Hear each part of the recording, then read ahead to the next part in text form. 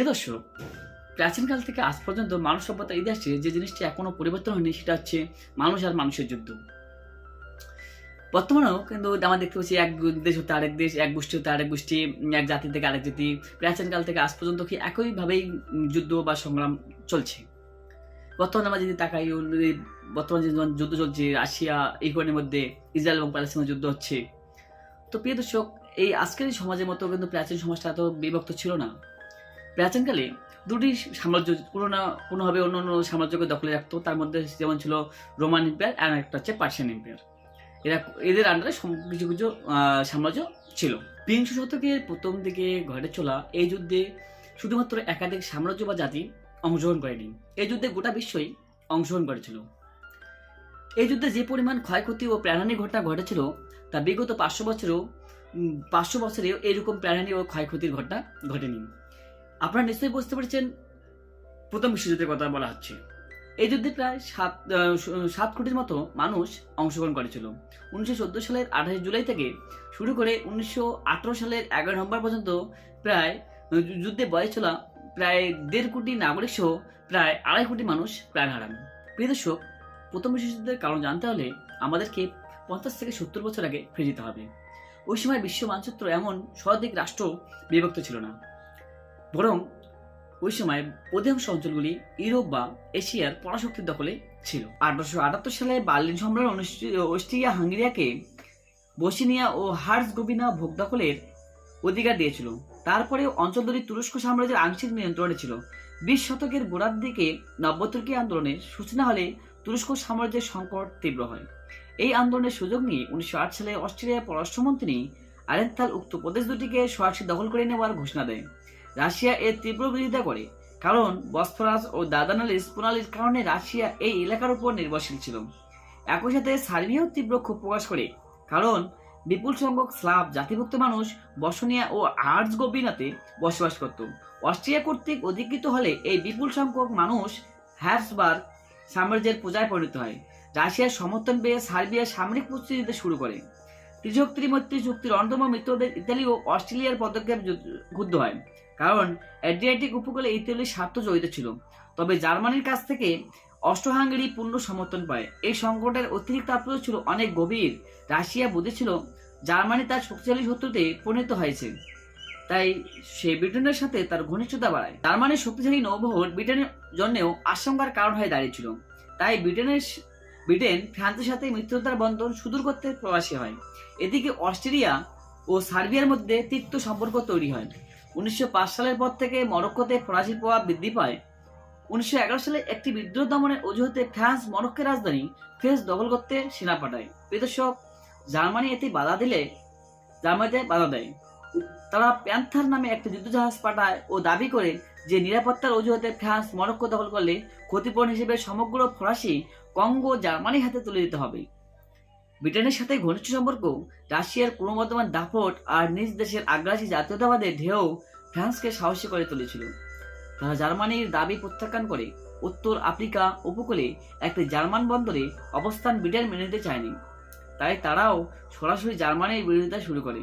সংঘাতপ্রবণ France ও জার্মানির মধ্যে অবশ্য 1911 সালে 4 নভেম্বর সমঝোতা হয়, কিন্তু মরক্কো সংকট ইউরোপের পরাশক্তিগুলির মধ্যে বৈরিতাকে তীব্র করে।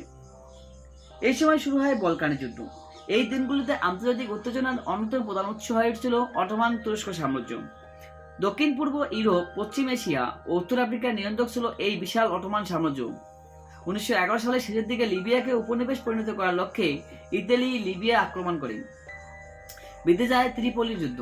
অটোমান সাম্রাজ্য ইতালিকে বাধা দিলেও শেষমেশ ইতালি জয়লাভ করে লিবিয়া দখল করে নেয়। এর মধ্যে Serbia, Montenegro, Bulgaria, Greece, Balkan League গঠন করে। অটোমান শাসন থেকে মুক্তি হওয়াই তাদের লক্ষ্য ছিল। 1910 সালে আলবেনিয়ার বিরুদ্ধে দমনে তুর্কি শাসকের অসাফল্য এবং 1911 সালে ত্রিপোলি যুদ্ধে ইতালির বিরুদ্ধে তুরস্কের চরম ব্যর্থতা বলকান লীগকে সাহস জুগিয়েছিল। 1912 সালের 8 অক্টোবর মন্টেনিগ্রো তুরস্কের বিরুদ্ধে যুদ্ধ ঘোষণা করে। এর অল্প কিছুদিনের মধ্যে সার্বিয়া, বুলগেরিয়া ও গ্রিসও অটোমান সাম্রাজ্যের বিরুদ্ধে যুদ্ধে যোগ দেয়। এভাবে শুরু হয় প্রথম বলকান যুদ্ধ। এই বলকান লীগ 1 মাসের মধ্যে অটোমান সাম্রাজ্যকে পরাস্ত করে। জয়ী বলকান রাজ্যগুলি তুরস্ক সাম্রাজ্যের বেশ কিছু অংশ নিজেদের দখলে নেয়। আয়তনে ছোট হয়ে যায় অটোমান সাম্রাজ্য। ইতিমধ্যে আলবেনিয়া স্বাধীনতা ঘোষণা করে ইউরোপের বৃহৎ শক্তিপ্রজ্ঞ স্বাধীন আলবেনিয়া স্বীকৃতি পায়। প্রথম বলকান যুদ্ধের ফলে বুলগেরিয়া বিশেষ লাভবান হতে পারেনি। মেসিডোনিয়া বিশাল অঞ্চল লাভ করেছিল, সার্বিয়া তার গ্রিস। হতাশ বুলগেরিয়া তাই সার্বিয়া ও গ্রিসে আক্রমণ করে বসে। শুরু হয় দ্বিতীয় বলকান যুদ্ধ। তুরস্ক, রোমানিয়ার সাহায্যপুষ্ট গ্রিস সার্বিয়া 1913 সালে বুলগেরিয়াকে পরাজিত করে। বুকারেস্ট শান্তি চুক্তির শর্ত অনুযায়ী পরাজিত বুলগেরিয়া রোমানিয়াকে দোব্রুজা বা তুরস্ককে অ্যাড্রিনোপাল ছেড়ে দেয়। ঐতিহাসিক জেমস হল বলেন, বলকান রাজ্যগুলোর সাফল্য এমনকি তাদের মধ্যকার অভ্যন্তরীণ প্রমাণ করেছিল যে বহু জাতির সাম্রাজ্যগুলোর দিন শেষ হতে চলেছে। প্রিয় দর্শক, এই ছিল পূর্বের কিছু রহস্যজনক কাহিনী। কিন্তু অনেক ঐতিহাসিকই প্রথম বিশ্বযুদ্ধের জন্য মূল দায়ী করেন ফ্রান্স ফার্দিনান্দের হত্যাকাণ্ড। অস্ট্রো-হাঙ্গেরির সাম্রাজ্যে উত্তরাধিকারী ছিলেন এই ফার্দিনান্দ। তিনি 1914 সালের 28 জুলাই যখন তিনি বসনিয়ার রাজধানী সারাইবোতে ভ্রমণ করার জন্য সস্ত্রীক বেরিয়ে পড়েন, সেখানে এক গাব্রিয়েল প্রিন্সেপ নামে তরুণ যুবক তাদেরকে হত্যা করেন। এটাকে প্রথম বিশ্বযুদ্ধের সূচনা বলে অনেকেই মনে করতেন। কিন্তু অস্ট্রো-হাঙ্গেরি সার্বিয়াকে এই কূটনীতিক চালে জড়িয়ে ফেলেন। পরে তারা সার্বিয়াকে আক্রমণ করার জন্য লেগে পড়েন। প্রথম দিকে জার্মানির বন্ধু কিন্তু ছিল গ্রেট ব্রিটেন, যা প্রথম থেকে ছিল বিশাল শক্তিশালী দুটি দেশ, অর্থাৎ জার্মানি, একটা হচ্ছে গ্রেট ব্রিটেন। প্রথম দিকে গ্রেট ব্রিটেন ছিল জার্মানির খুবই বন্ধু, কিন্তু প্রযুক্তির পাল্লা দিতে গিয়ে, অর্থাৎ ওই সময় গ্রেট ব্রিটেন যেভাবে অস্ত্রপাতি তৈরি করতে শুরু করলেন, জার্মানিও ঠিক সেই একইভাবে অস্ত্র তৈরি করা শুরু করেছিলেন। এইভাবে পাল্লা দিতে অনেক, আজ একটা বোমা ফাটালো, কালো একটা বোমা তৈরি করলো, আসে একটা জাহাজ তৈরি করলো, কালো একটা জাহাজ তৈরি করলো, এরকম একটা সিস্টেম আর কি ছিল। আজ সেনাবাহিনী বেশি, কালো সেনাবাহিনী বৃদ্ধি করতে লাগলো, দুই দলের মধ্যে শক্তি বৃদ্ধি পেতে লাগলো। এর ফলে কি হলো, গ্রেট ব্রিটেনের চোখে জার্মানি শত্রুতে পরিণত হলো। বাস, যুদ্ধের আগুন তো লেগেই যাচ্ছে। সার্বিয়ার বিরুদ্ধে যুদ্ধ ঘোষণা করলে সার্বিয়ার মৃত্যু দেশ রাশিয়া শূন্য সমাবেশ শুরু করে, কারণ রাশিয়া চাইতো এটাই আমার চান্স সার্বিয়াকে সাহায্য করা, কিভাবে সার্বিয়ার অংশটুকু আমরা দখল করে নিতে পারি। বাস, অন্যদিকে জার্মানি রাশিয়াকে সৈন্য সমাবেশ বন্ধ করার জন্য সতর্ক করে। রাশিয়া জবাবে জানায়, সৈন্য সমাবেশ কেবল অস্ট্রিয়ার বিরুদ্ধে নয়। জার্মানি সতর্কবার্তা কানে না তোলায় 1 আগস্ট জার্মানি রাশিয়ার বিরুদ্ধে যুদ্ধ ঘোষণা করে। অর্থাৎ জার্মানি হচ্ছে যে আমারও কিছু একটা সুযোগ, যে এবার আমাকে কিছু একটা করতে হবে। তারপর কার পক্ষ হয়, সে অস্ট্রো-হাঙ্গেরিকে পক্ষ নিয়ে তাদেরকে চুলকাতে থাকে যে তুমি এবার একটা তোমার সময় আছে। অস্ট্রো-হাঙ্গেরিকে বলছে যে এবার তুমি সার্বিয়াকে আক্রমণ করো, কারণ তোমার জিত নিশ্চিত, আমি তো আছি পেছন থেকে। বাস, লেগে গেল। এবার কি হচ্ছে, জার্মানি সতর্কবার্তা কানে না তোলায় 1 আগস্ট জার্মানি রাশিয়ার বিরুদ্ধে কি করলো, যুদ্ধ ঘোষণা করলো। দুটি বৃহৎ পরাশক্তি পরস্পরের বিরুদ্ধে যুদ্ধ ঘোষণা করায় ধ্বংসলীলা নিশ্চিত হয়ে ওঠে ততদিনে। অটোমানদের সাথে জার্মানির একটি গোপন চুক্তি স্বাক্ষরিত হয়, ফলে ইউরোপিয়ানদের যুদ্ধে মুসলিমদের জড়িত হওয়া অনিবার্য হয়ে ওঠে। ইতালি নিরপেক্ষ থাকার ঘোষণা দেয়। এর 2 দিন পর ফ্রান্স লুক্সেমবার্গ সীমান্তের কাছাকাছি একটি লংওয়ে জার্মানির দখলে চলে আসে, ফলে ফ্রান্স আক্রমণ করা জার্মানির জন্য সহজ হয়ে পড়ে। জার্মানি ফ্রান্সের বিরুদ্ধে যুদ্ধ ঘোষণা করে। এদিকে বেলজিয়াম তাদের ভূখণ্ডের উপর দিয়ে ফ্রান্স অভিযানের জন্য জার্মান সৈন্যদের অবাধ যাতায়াত নিশ্চয়তা প্রদানে অস্বীকৃতি জানালে জার্মানি বেলজিয়ামের বিরুদ্ধেও যুদ্ধ ঘোষণা করে। কারণ যদি আমাকে জার্মানকে যদি ফ্রান্সে আক্রমণ করতে হয়, তাহলে কিন্তু বেলজিয়ামের উপর দিতে যেতে হবে। তখন বেলজিয়াম কি করলো, যে আমি একটা নিরপেক্ষ দেশ, আমি কিন্তু কারোর সঙ্গে দ্বন্দ্ব করবো না, বাস আমার দেশের উপর দিয়ে কাউকে জিতেও দিব না, আমি কারো দায়ী হয়ে থাকবো না। বাস, তখন কি করলো, জার্মানি সেই বেলজিয়ামকে আক্রমণ করে বসলো। ব্রিটেন এর প্রতিবাদ জানায়, কেননা বেলজিয়ামের নিরাপত্তা নিশ্চিতে ইতিমধ্যে একটা চুক্তি হয়েছিল, যেটা গ্রেট ব্রিটেনের সঙ্গে সব দেশ, কয়েকটি শক্তিশালী দেশের একটা চুক্তি স্বাক্ষরিত হয়েছিল যে এই দেশে আক্রমণ করা যাবে না। তখন এটা গ্রেট ব্রিটেন চান্স খুঁজেছিল, যে গ্রেট ব্রিটেন চাইতো যে এই দেশে আক্রমণ করা চলবে না, এই যদি আক্রমণ করলে আমি কিন্তু জার্মানির বিপক্ষে যুদ্ধ নেমে যাব। তবে জার্মান চ্যালেঞ্জ করে যে একটা সাইন মাত্র ছিল, একটা কাগজে একটা সাইন মাত্র। ফলশ্রুতিতে ব্রিটেন জার্মানির বিরুদ্ধে যুদ্ধ ঘোষণা করে।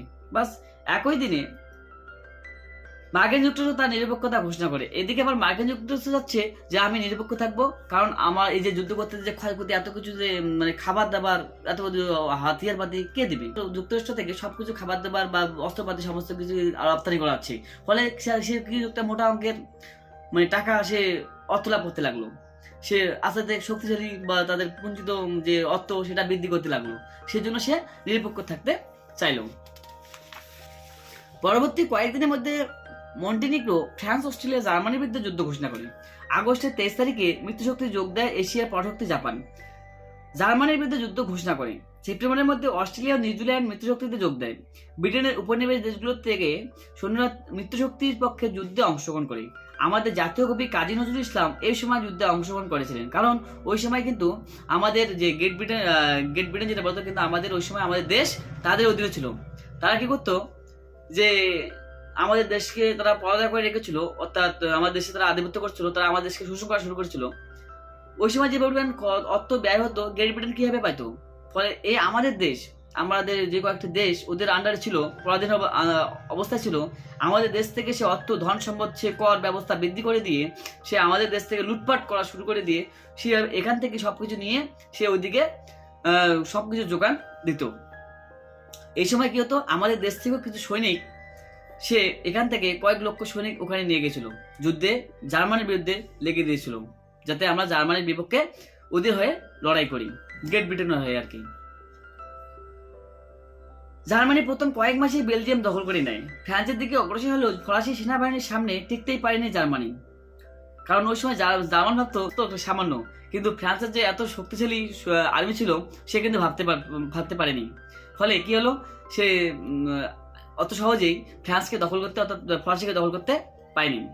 1915 সালে রাশিয়া আক্রমণ করে ইউক্রেন ও ক্রিমিয়া দখল করে জার্মানরা। পরবর্তীতে রুশ সেনাবাহিনী বিভিন্ন সময় জার্মানি আক্রমণের চেষ্টা করলে সে চেষ্টা সফল হয়ে ওঠেনি। অটোমানরা দার্দানেলিস প্রণালী বন্ধ করে দিলে মিত্রশক্তির দার্দানেলিস দখলের চেষ্টা চালায় এবং অটোমানদের কাছে শোচনীয়ভাবে পরাজিত হয়। 1917 সালে মিত্রশক্তির ভাগ্য বিপর্যয় ঘটে থাকে। জার্মান বাহিনী বেলজিয়াম, সার্বিয়া, রোমানিয়া, পোল্যান্ড, উত্তর ফ্রান্স দখল করে রাশিয়া ও ইতালিকে কোণঠাসা করে। এই সময় রাশিয়ার রাজনৈতিক পথ পরিবর্তন পূর্ব রণাঙ্গনের যুদ্ধ পরিস্থিতি মোট সম্পূর্ণভাবে ঘুরিয়ে দেয়। বলশেভিক বিপ্লবের ফলে বিপ্লবী সোভিয়েত সরকার জার্মানির সঙ্গে ব্রেট-লিট-ভস্কের সন্ধি স্বাক্ষর করে প্রথম বিশ্বযুদ্ধ থেকে নিজেকে সরিয়ে নেয়। জার্মান নৌবাহিনী হতে ব্রিটিশ নৌবাহিনীর যুদ্ধে জার্মান নৌবাহিনীর পরাজয় ঘটে।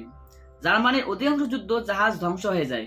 ব্রিটিশদেরও অনেক যুদ্ধ জাহাজ ধ্বংসপ্রাপ্ত হয়। এই যুদ্ধে জার্মান নৌবহর বিধ্বস্ত হলে জার্মান নৌবাহিনী বেপরোয়া হয়ে সাবমেরিন আক্রমণ করা শুরু করে। সাবমেরিন আক্রমণের মাধ্যমে জার্মান ব্রিটিশ ব্যতীত যুক্তরাষ্ট্রের সাধারণ যাত্রীবাহী জাহাজ ও বাণিজ্যিক জাহাজের ক্ষতি সাধন করে। বাস শুরু হয়ে গেল মার্কিন যুক্তরাষ্ট্রের অংশগ্রহণ করার সময়। এর পেছনে আরেকটা কারণ ছিল, জার্মান তখন মেক্সিকোকে একটা চিঠি পাঠায়, যে যখন বুঝতে পারলো যে আর আমার বোধহয় বাহাদুরটা না, এবার মনে হয় যুক্তরাষ্ট্র নেমে পড়বে, তখন কি করলো, সে মেক্সিকো একটা চিঠি করে যেন সেই মার্কিন যুক্তরাষ্ট্রকে আক্রমণ করে। কিন্তু দুর্ভাগ্যবশত সেই চিঠিটি ফাঁস হয়ে গেল। তখন কি ভাবলো যে আর আমাকে আর বসে থাকলে চলবে না, মার্কিন যুক্তরাষ্ট্র ভাবতে লাগলো। তখন সেও আক্রমণ শুরু করে দিল কার উপর? জার্মানির উপর। মার্কিন যুক্তরাষ্ট্র শুরু থেকেই নিরপেক্ষ ভূমিকা পালন করেছিল, বাস। কিন্তু জার্মানি বেপরোয়া হয়ে ব্রিটেনের সাথে সাবমেরিন যুদ্ধ শুরু করলে মার্কিন যুক্তরাষ্ট্রেরও কয়েকটি জাহাজ ডুবিয়ে দেয়। এরপর জার্মান সাবমেরিনের আঘাতে মার্কিন যাত্রীবাহী জাহাজ আক্রান্ত হলে 1000 যাত্রীসহ জাহাজ ডুবে যায়। 1917 সালের 6 এপ্রিল জার্মানির বিরুদ্ধে যুদ্ধ ঘোষণা করে মিত্রশক্তির পক্ষে সরাসরি যুদ্ধে অংশগ্রহণ করে মার্কিন যুক্তরাষ্ট্র। জার্মানির পূর্ব রণাঙ্গন থেকে পশ্চিম রণাঙ্গনে সৈন্য সরিয়ে নিয়ে আবার ফ্রান্স ও বেলজিয়ামে আক্রমণ করে। এমন সময় মার্কিন যুক্তরাষ্ট্রের যুদ্ধে অংশগ্রহণ যুদ্ধের মোড় পরিবর্তন করে দেয়। যুক্তরাষ্ট্র যুদ্ধে অংশগ্রহণের ফলে ব্রিটিশ দ্বীপপুঞ্জের বিরুদ্ধে জার্মানি নৌ অবরোধ সম্পূর্ণভাবে ভেঙে পড়ে। 1918 সালে জার্মানির সামরিক পরিস্থিতিতে বিবেচনা করে মিত্রশক্তির বিরুদ্ধে সর্বশেষ চরম অভিযানের প্রস্তুতি নেয়। জার্মান বাহিনী পরপর দিল্লি প্রচন্ড আক্রমণ করে মিত্রশক্তির বিরুদ্ধে উল্লেখযোগ্য সাফল্য অর্জন করতে পারেনি। জার্মানি তার চূড়ান্ত অভিযানে সর্বশক্তি নিয়োগ করে হতবিহ্বল ও নিস্তেজ হয়ে পড়ে। 1918 সালে 30 অক্টোবর ব্রিটেন অটোমানরা যুদ্ধবিরতি চুক্তি করে জার্মানির অভ্যন্তরীণ নৌবাহিনী ও বিদ্রোহ ঘোষণা করে। এই মত অবস্থায় জার্মানির সম্রাট কাইজার দ্বিতীয় উইলিয়াম প্রবল গণ অসন্তোষ ও বিদ্রোহের মুখে শেষ পর্যন্ত সিংহাসন ত্যাগ করে হল্যান্ডে পালিয়ে যায়। জার্মানিতে প্রজাতান্ত্রিক সরকার স্থাপিত হয়। 1918 সালের 11 নভেম্বর প্রজাতান্ত্রিক সরকার মিত্রশক্তির সাথে যুদ্ধবিরতি চুক্তি স্বাক্ষর করলে প্রথম বিশ্বযুদ্ধের অবসান ঘটে। মানব ইতিহাসে প্রথমবারের মতো এত বড় প্রলয়ঙ্কারী বিশ্বযুদ্ধের অবশেষে বিজয় হয় মিত্রশক্তি। এভাবে আমরা দেখতে পারি একটা রক্তক্ষয়ী যুদ্ধলীলা, যেখানে 2 কোটি থেকে 2.5 কোটি মানুষের প্রাণহানি ঘটে। এই রক্তক্ষয়ী এই ইতিহাসে ঐতিহাসিক পুরাতন ইতিহাসে 500 বছরের যে যুদ্ধ হতো, এরকম ক্ষয়ক্ষতি এর আগে হয়নি, শুধুমাত্র দ্বিতীয় বিশ্বযুদ্ধ বাদ দিয়ে। তো দেখুন, সে এক সত্যি সত্যি একটা অসম্ভব, একটা অবাস্তব কাহিনী, যা মানুষকে পঙ্গু করে তোলে। এর ফলে হাজার হাজার মানুষ, লক্ষ লক্ষ মানুষ পঙ্গু হয়ে পড়ে থাকে। প্রিয় দর্শক, যুদ্ধ যে সবসময় শান্তি নিয়ে এমনটা নয়, যুদ্ধ কিন্তু অনেক ক্ষতিরও মূল হতে পারে। তবে এই কূটনৈতিক জাল যেভাবে ছড়িয়ে আছে, তাতে হয়তো যদি ভবিষ্যতে আমাদের এই সময় যদি কোনো কারণে এই বিশ্বযুদ্ধ লেগে যায়, জানি না কত কোটি মানুষ ধ্বংসপ্রাপ্ত হবে। তো প্রিয় দর্শক, আমরা যেন এইভাবে কূটনৈতিক চালে আবদ্ধ না হয়ে শান্তি শৃঙ্খলে বসবাস করতে পারি। এটা হচ্ছে আজকের ভিডিওটি। প্রিয় দর্শক, ভালো লাগলে অবশ্যই ভিডিওটি লাইক ও শেয়ার করে সবাইকে দেখার সুযোগ করে দিবেন। আজকে এই পর্যন্তই।